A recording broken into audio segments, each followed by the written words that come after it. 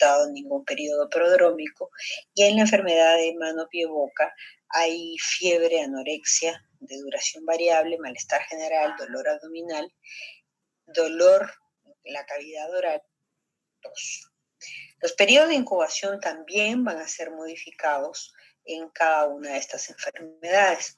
Sarampión de 8 a 12 días, rubiola de 14 a 21, el exantema súbito 9 días, el eritema infeccioso de 14 a 20 días, la varicela de 14 a 16 días, la escarlatina de 2 a 5.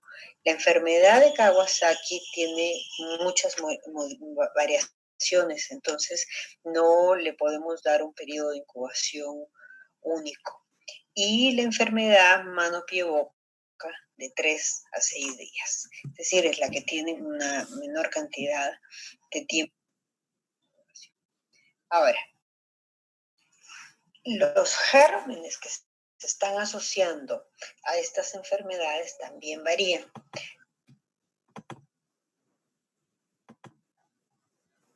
Permítame que siguen entrando, entonces, a ver. Tenemos a un virus, paramoxivirus, asociado al sarampión, tobaviridae, virus también, a la rubiola, el herpes 6 que ya habíamos visto, aunque también se pueden asociar en el exantema súbito, además del 6B específicamente, el 7 que da un cuadro que es similar, el eritema infeccioso es el parvovirus B19, el asociado para la varicela, el herpes número 3, en la escarlatina, los estreptococos del grupo A en general, aunque vamos a ver de forma específica al estreptococo piógenes. La enfermedad de Kawasaki, a pesar de que está con nosotros siendo conocida en los últimos 40 años, tiene asociados una serie de gérmenes que en este momento no pueden estar definidos. Y la enfermedad de mano, pie, boca, el virus Coxsackia 16, pero también asociado en esta enfermedad al enterovirus. De todas las enfermedades que vamos a ver, nos vamos a detener un poco en el sarampión. Ustedes saben que la familia Paramoxiviridae tiene 3 géneros que están asociados al virus de la papera o parainfluenza y al neumovirus, el virus sincitial respiratorio. Pero en el caso del sarampión, forma parte de esta familia el morbillivirus, que es el que causa la enfermedad, que es un virus de RNA de una sola cadena negativa. El virus se te va a transmitir fundamentalmente a través de gotitas expulsadas del aparato respiratorio y suspendidas en el aire. Vamos a parar un momentito porque siguen entrando. Cuando les digo de que ya no dejo entrar, de verdad que no es sangro nada, es que se altera todo aquí, pero también entiendo que están teniendo problemas de conectividad. Entonces, bueno, vamos a parar hasta aquí porque, pues sí, ya tenemos un atraso importante. Que van a entrar en contacto no solo por la vía respiratoria, sino también por la conjuntiva. El ser humano es el único hospedero que se ha identificado del virus y la transmisión va a estar dada sobre todo dentro de los primeros 3 días antes del inicio de la fiebre y de la tos, disminuyéndose la transmisión después del exantema. El exantema va a ser muy característico, maculopapular, confluente, rojo, intenso. Es importante mencionar que cuando el virus ingresa al organismo a través de la mucosa, ya sea conjuntival o nasofaringia, va a llegar a los ganglios linfáticos regionales y ahí se va a reproducir. A partir de ahí se dan los episodios virémicos y va a llegar posteriormente a las células linforreticulares del vaso, hígado, médula ósea y otros órganos, en donde va a continuar dándose la replicación hasta los 7 días posteriores a que se empiece. Cuando el virus llega a las células de cualquier tejido, lo que va a hacer es producir una reacción mononuclear con focos inflamatorios que se van a distribuir por todos los lugares en donde se encuentre. El cuadro clínico del sarampión hay que dividirlo en 3 etapas. Ya hablamos de la parte esta prodrómica, que además de lo mencionado va a tener fiebre elevada, coriza, conjuntivitis, pueden estar los chicos con edema palpebral y tos seca. Y es en este momento en donde podemos encontrar el enantema asociado que va a ser ubicado dentro de la boca. Ahora, si bien estas son manchitas características de la enfermedad, las manchas de Koplik, lo cierto es que van a aparecer antes, pero también van a desaparecer antes. Entonces, su ubicación es distinta. Cuando ya va a aparecer el exantema, la característica de este es que es inicialmente fino y escaso y empieza a hacerse cada vez más confluente. Va a empezar detrás de los pabellones auriculares o en la línea de implantación del pelo y va a ser extendiéndose de forma ascendente a la cara, tronco y extremidades. La tercera fase de la enfermedad, que es la convalecencia, va a darse después de 3 o 4 días, cuando el exantema empieza a desaparecer. Y va a desaparecer en el mismo orden en el que apareció. En su lugar van a quedar manchas cafés que van a producir una descamación fina y la fiebre va a desaparecer después de que inicia el exantema. Las complicaciones son las que tienen que llamar la atención aquí en este momento. Por esas complicaciones es que hay una alerta en Nueva York porque pueden estar presentadas como neumonía, como bronquitis, como otitis, pero también como encefalitis aguda, aunque esta se presenta en menor grado. Lo que sí hay que mencionar es que la mayor cantidad de muertes que se asocian al sarampión están asociadas a la neumonía. Se ha descrito también un sarampión atípico que se da en los individuos que fueron vacunados y que después se fueron sometidos a la exposición del sarampión. Esto en este momento no sabemos cómo se va a presentar porque efectivamente había habido control hasta que se generalizó el no uso de la vacuna. La vacuna vamos a volver en un momento.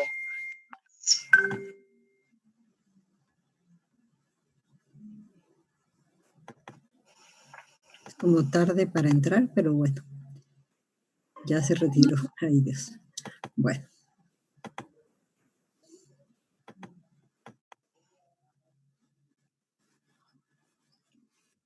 Las siguientes enfermedades las vamos a ver de manera más somera.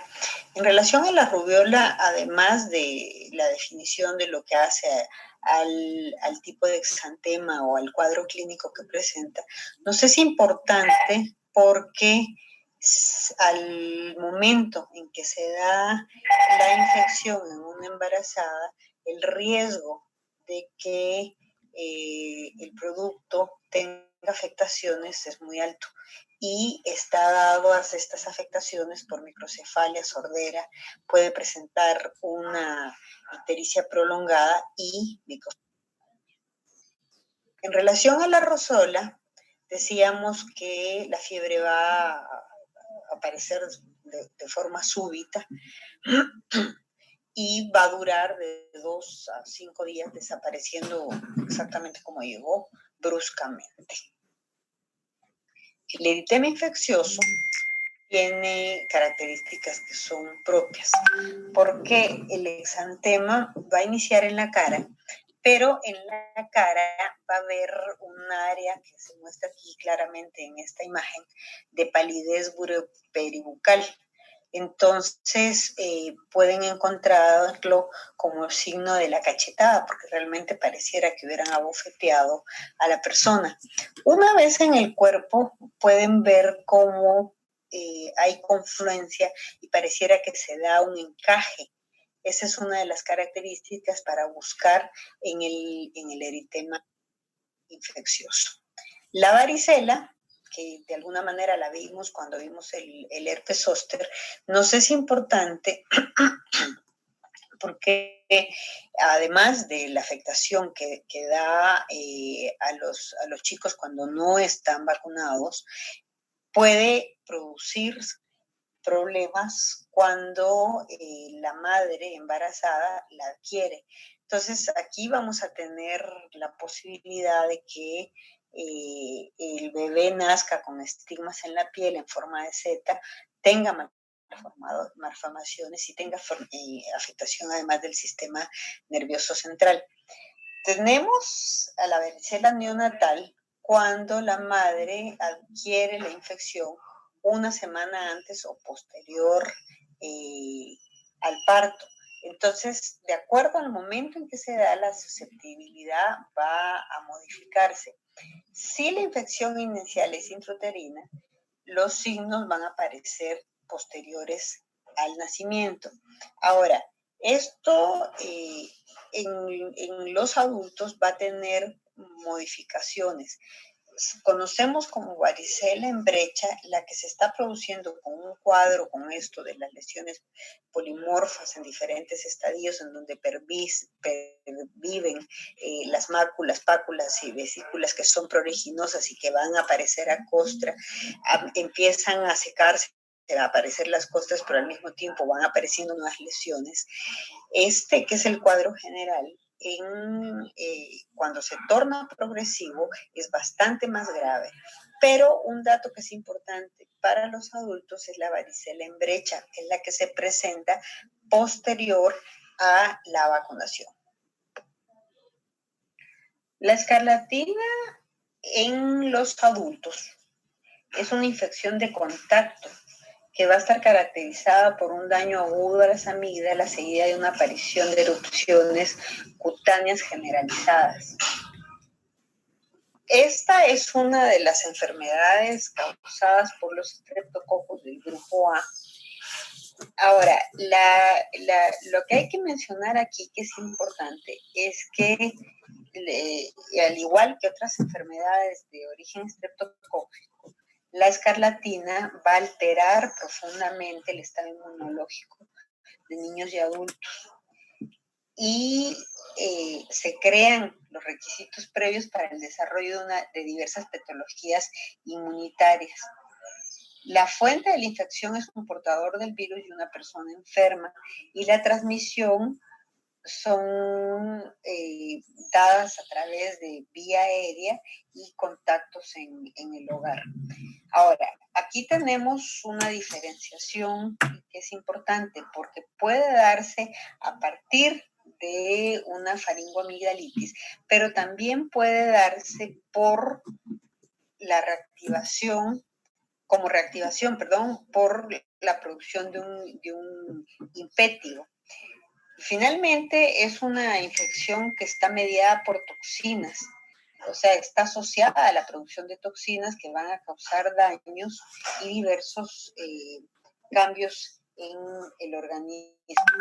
La toxina específica es la toxina DIC, eritrogénica, que tiene la capacidad de hacer cambios patológicos en las células, pero además de ser citotóxica, es pirogénica, es decir, va a provocar una reacción febril como respuesta.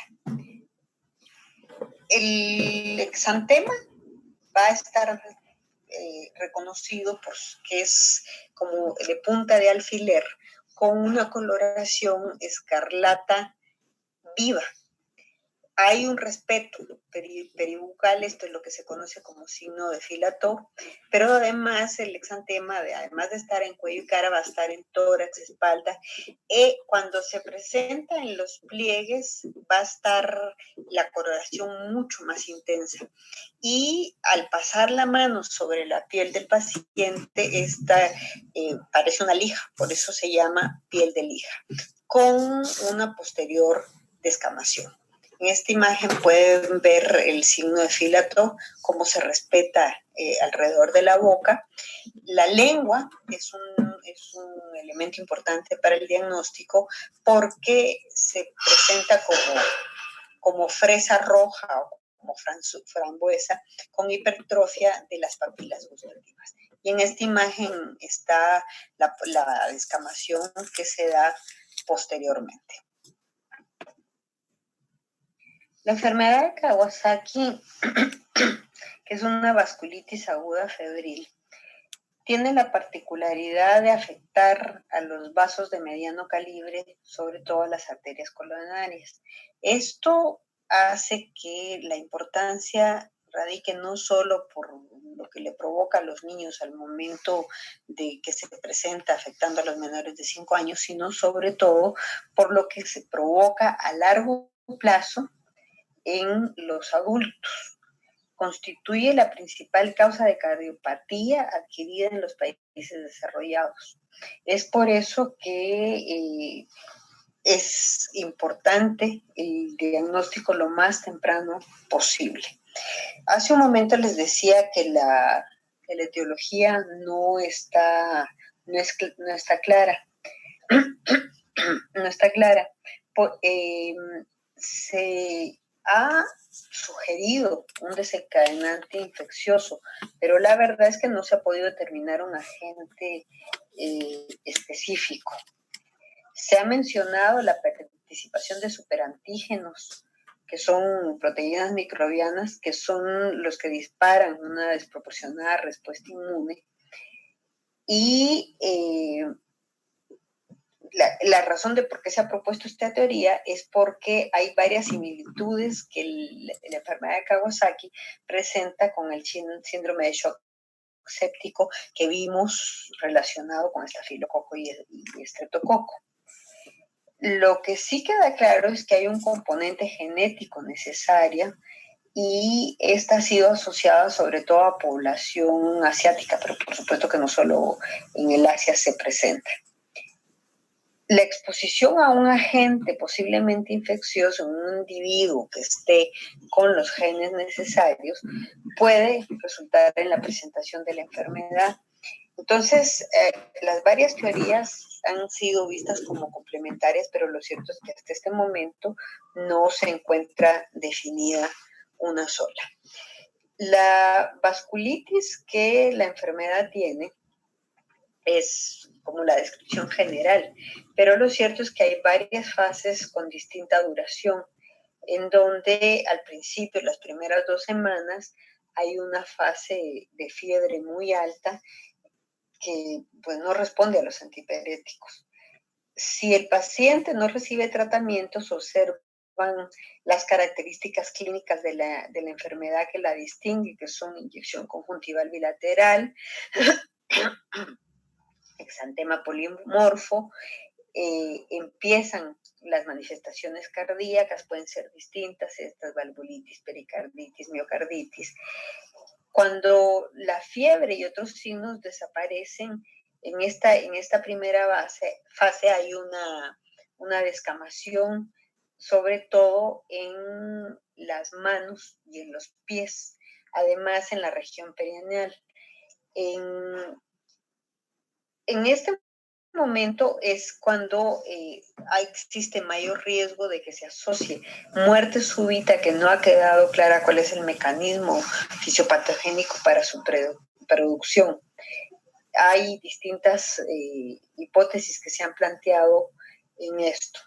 Hay una siguiente fase de convalescencia, donde los signos han desaparecido y parecería que se vuelve a la normalidad. El problema es que aquí empiezan las anomalías de las arterias coronarias pueden asociarse otros datos que son menos, pero lo que es importante para el diagnóstico es que además de la fiebre se encuentren por lo menos 4 de los datos clínicos prevalentes. Primero, una conjuntivitis bilateral. Segundo, uno de los 2 cambios en piel y mucosas caracterizados por eritema o edema palmar o plantar o por la descamación periungual.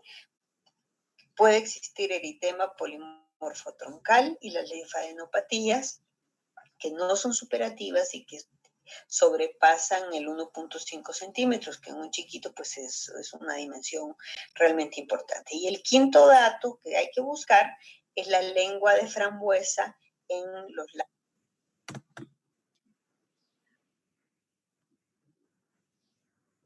Quisiera no seguir adelante con la enfermedad mano de boca para que pudiera resolver las dudas que tengo.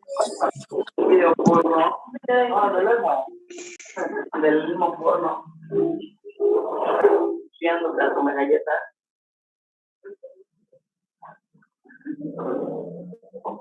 Me queda claro que este no es el mejor sistema para dar clases. Bueno, repito mi pregunta. ¿Tienen dudas hasta aquí? Yo sí, doctora. Había leído que normalmente en la varicela, al igual que en el sarampión, se presentaba un cuadro febril, pero de más o menos de cuánta es la evolución, porque no encontré una literatura que fuera específica en lo que dijera que el cuadro febril durara 2, 3 días y después aparecía el exantema. Yo creo que estamos frente a situaciones distintas, porque, bueno, tú dices sarampión y varicela, los estás comparando, ¿verdad? ¿Sí? Hola, hola. Sí, sí, doctora. Bueno, tenemos varias cosas aquí. Primero, desde cómo empieza, porque la varicela pues empieza a las 2 semanas. En cambio, el sarampión puede empezar una sola semana.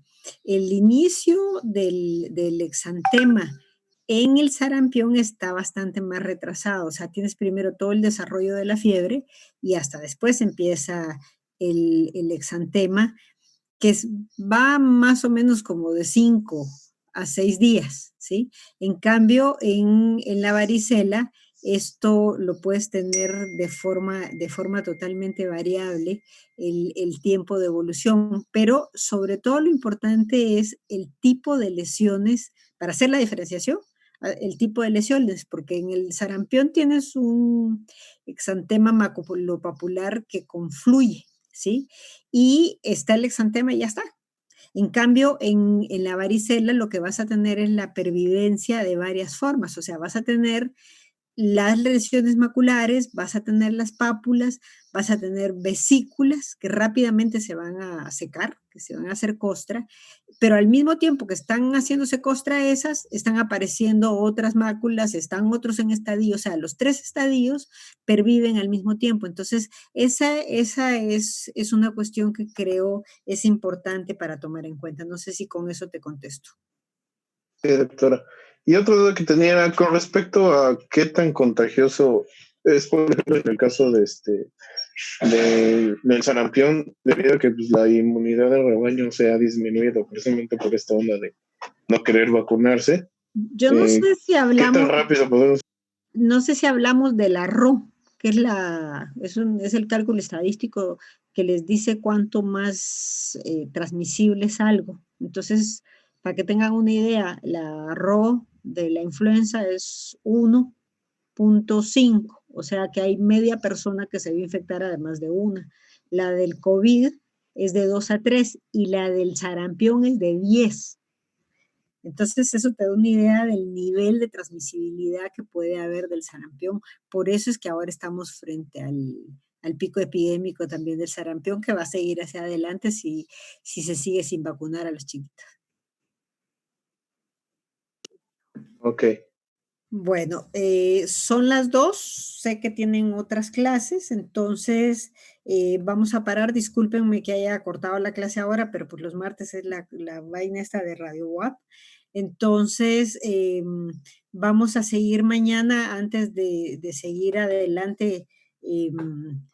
Como nos quedamos, vamos a revisar un poco lo que está pasando específicamente con la enfermedad de Kawasaki relacionada al SARS-CoV-2, ¿sale? Entonces, nos vemos mañana. Hasta mañana, doctora. Hasta luego. Hasta mañana. Hasta luego, doctora. Hasta mañana, doctora. Hasta luego. Cuídese, doctora. Gracias.